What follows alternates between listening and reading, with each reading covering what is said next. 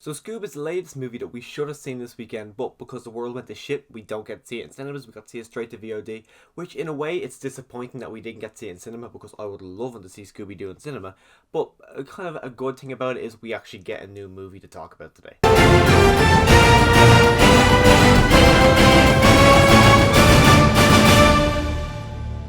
So Scoob kicks off and we kind of get to see how Shaggy and Scooby met. They were met on the beach. Scooby was about to be arrested and then Shaggy came in. He said, "Oh, he's my dog." We see how he got named. Naming, a bit weird, but we've seen this all in the trailer, so it wasn't really anything new. We go home, we get to see that moment we also got to see in the trailer when he gives him his tag. A lot of the moments in this movie that were really good and really funny were kind of put in the trailer, so it kind of ruined it a bit for me. I wish I kind of didn't get to see the trailer because a lot of the good stuff was in the trailer, which kind of ruined it. But then we get to see how Fred, Velma, Daphne, Shaggy, Scooby, they all met. Also was in the trailer, but we get to see them do their first mystery, and the whole sequence when they were kids and on Halloween in their costumes reminded me like just so much of a pup named Scooby-Doo. I had a DVD when I was younger of like the first 10 episodes of Scooby-Doo, or Pup named Scooby-Doo, and I remember watching that all the time. Like, if you've seen it, do you remember the episode when they bust some guy for who's printing his own money, who was actually, I think he was Shaggy's boss for selling the newspapers? That episode I watched so much as a kid for a pup named Scooby-Doo. So this whole sequence at the start of the movie just took me straight back to that sequence, which getting a reminder of pup named Scooby-Doo was just, it was a good thing. And then after the sequence of them all kids, we kind of get a little bit of a montage of them going through busting all the old villains that they did in the original TV show, and we get to see a remake of the intro for that show. It's the exact same intro, it's just they kind of upgrade all the artwork design, and it just puts our characters in there, kind of showing that what happened back in the 60s is actually kind of, it takes place in the universe that they are in now, which was, it was kind of a nice little nod. And as soon as they started playing, I'm like, holy shit, they're doing the intro again. It even played the song. It was just a nice moment in this movie to have the not what's name, Scooby-Doo Where Are You theme song. I really wasn't expecting that. I was kind of maybe at the end with the credits, but I really was not expecting to see this at the start of the movie. We move on quickly and they're kind of thinking, okay, we need to make money. We need to make Mystery Incorporate an actual business to make money. And then there's a cameo that comes in. I will not spoil this cameo, but the cameo that comes in, I was like, okay, that was a pretty good cameo. Scooby and Shaggy then go off. They have their moments when they're upset, and then of course you see the scene we actually seen in the bowling alley, and it was a bit weird. Honestly, I think Shaggy himself in this movie, I don't really like the voice. I can't remember his name at the moment, but he also was in The Last Man on Earth. He was the main guy. His voice did not really work for me as Scooby. None of them are Shaggy. None of them really work. Zac Efron kind of took me out of the movie a bit. I don't know who did Daphne and Velma. Their voices kind of worked for me in a way, but Shaggy and Fred, personally, the voices for those two did not really work for me whatsoever. So there's also some very famous cartoon characters in this from Hanna-Barbera who I knew of them. I knew of Blue Falcon. It's Blue Falcon. I knew about them, but I never really watched that show growing up. But so they're in the movie, but I kind of think they took over the movie. Having them in there didn't really make it feel like a Scooby-Doo movie, which is probably my biggest complaint about this movie, even though I really enjoyed seeing Shaggy and Scooby again. But the idea of having these characters in it, they really took over. Because they're in it, Fred, Daphne and Velma are really much like, they're kind of thrown to the side. They're really forgotten about for the majority of the movie just to make room for these characters. And because it's a Scooby-Doo movie, I didn't really like the fact that they threw out the main characters and put these people in as a main thing. Maybe it would be okay for a sequel, but for the first movie in a franchise they're trying to build up as the Hanna-Barbera universe, I'm imagining is what they're going to do, making them more of a prominent characters rather than Fred, Daphne and Velma. I wasn't really a massive fan of that. But again, I don't know the woman's voice, but then you have Senior Chen from the Community playing Dino Mutt, I think his name was, which that was pretty cool. And also you got Mark Wahlberg as the Blue Falcon, which straight away, first line, I realized straight away that was him, and I just kind of thought that was hilarious. His voice worked in a way, it worked really well, but also kind of Zac Efron kind of took me out of the movie a good bit. And then also another kind of cool cameo that I kind of figured when I seen the first trailer, they show his ship, and I kind of knew straight away, okay, that's who that is. Of course, we do have Dick Dastardly, who of course, Wacky Races, who I know from. I think he was in a lot of other things, but straight away, like that, my mind went straight back to Wacky Races and watching that when I was younger. So that was kind of cool to see him in this.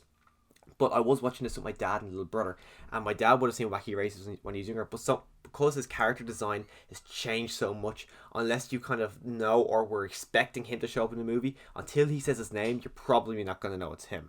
So I think it was kind of obvious that this movie did feel like a stepping stone to the Hanna-Barbera universe. Would you compare it? It'd be like kind of like an Iron Man or The Mummy from 2017 with Tom Cruise. I think it was a bit more like The Mummy than it would be like Iron Man, where Iron Man kind of set up a few Easter eggs, but it was in a movie in its own right. I think The Mummy kind of had the Easter eggs, but it was also kind of setting up a lot of spin-offs, which I think Scoob did. I think Scoob had all the Easter eggs, like there was like arcade scene and it had so many Hanna-Barbera Easter eggs. It even had a Hex Girls poster on the wall, which I was like, oh my god, it's the Hex Girls. But they had that kind of Easter egg room like they did in The Mummy. But then you had all these other characters, like you had Captain Caveman, not Captain Caveman. I can't remember his name. Whatever his name was, yeah, was it Captain Caveman? Whatever it was, anyways. But Tracy Morgan voices him, which I thought that was pretty cool. But they kind of had him and his whole tribe set up for, if you want to do a Captain Caveman movie, we will have that and go off. You also have the Blue Falcon movie. You've also got Dick Dastardly. So there's so many things that could go off. And I kind of said, okay, it feels like these people are in here just to kind of set up a sequel. Like Captain Caveman, I'm pretty sure his name is that at this moment. But there was no really need for him to be in this movie. They could have made it anyone. But I think having Captain Caveman there made it a way that they could do a spin-off movie with him, making this one big universe, which is what I kind of felt this movie was. It kind of felt like, okay, we got one there. Let's do Scooby-Doo. He's the most famous one. We'll do him, and we'll set up all these other people to have a big, massive universe, which I assume they are going to do. So would I consider this to be one of the best Scooby-Doo movies? Would I put it on the lines of, say, Scooby-Doo and the Reluctant Werewolf, which I understand it's not one of the best. I just personally love that. Or Scooby-Doo Zombie Island, which I would say is probably one of the best. Or even Cyber Chase, which is another great one. I wouldn't put it on those heights. I say it's an okay Scooby-Doo movie, but as I said towards the start of this review, I wouldn't really consider it a Scooby-Doo movie. I probably will watch this movie again. I am very much anticipating buying that Blu-ray because I imagine it's an easy watch. I'm going to put it in a good few times because I enjoyed it. The animation style, though, it took me out a good bit. It doesn't really feel like Scooby-Doo. Of course, this is the first 3D animated Scooby-Doo movie. But looking at all the other ones where even though they're kind of spaced out, like she starts in the 60s and moves to the 2000s, even though it's such a big time skip throughout like all these Scooby-Doo movies, they look very similar just because animation gets better, but they still keep the character designs of our characters. And just to jump to this one now, which it was bound to happen at some point, the animation style, I wasn't really a massive fan of it, especially on our main characters. They're just so detailed, which I don't mind, but I just preferred the more simplistic look they had in the original cartoons. Even the movie that would have came out last year, I think a few of them came out last year, the animation style in those, keeping the kind of generic look to them that they've always had, I just preferred that look for the Scooby-Doo characters. So the fact that they kind of changed it so much, kind of so quickly, which is going to be this animation style for this franchise, I didn't mind it, but I would have loved to see a Scooby-Doo movie on the big screen with the original animation design. I feel like I'm giving out an opinion right now that I didn't actually enjoy this movie, which is not true. I actually really did enjoy the movie, and I would love if Warner Brothers did a sequel. I don't know if they are going to do a sequel because they put it straight to VOD, if they didn't have enough faith in this movie, and if they won't give another one. If this movie makes enough money, or even if it makes enough money on Blu-ray purchases, which I don't really think it will make a lot of money on Blu-ray purchases, but I would love to see them actually give us a sequel, because I would love to see more from each universe. I would love to see a big, massive universe with all these characters. I'd love to see a Flintstones all join in. I would love to see more of this. The movie itself, though, I really did enjoy it. Even though I do have some problems with it, I did enjoy it. I had so much fun watching this movie. I can't wait to watch it again. The Blu-ray, day one, I'm going to pick it up so I can watch it again.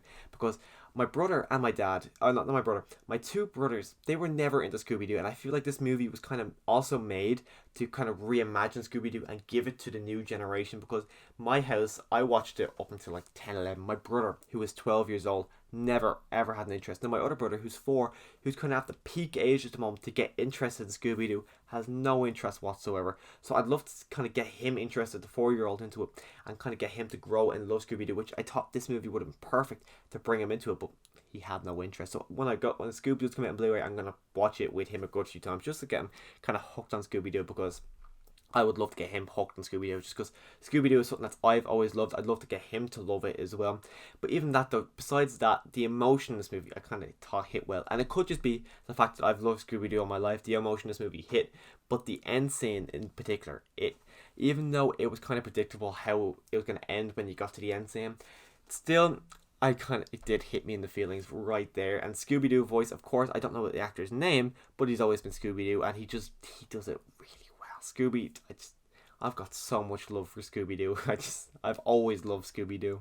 So if you've now seen Scoob, make sure you let me know your thoughts in the comments down below. Click that subscribe button so you can come back next time we do more movie reviews or rankings and all that. I'm actually considering rewatching some of those classic Scooby-Doo movies I would have watched when I was younger and then doing a movie review of them. So if you want to see my thoughts on future movie reviews for Scooby-Doo, click that subscribe button. Thinking personally, I think Scooby-Doo meets the Boo Brothers, which I think was the first Scooby-Doo movie. I think that's going to be my top of the list because I kind of want to watch that again because Scrappy wasn't in this movie. I would love to see Scrappy. I love Scrappy Doo. So I kind of want to go back and watch a movie with Scrappy. So I might do a review of those. So if you want to see future Scooby-Doo movie reviews, click that subscribe button so you can come back next time I do a Scooby-Doo review.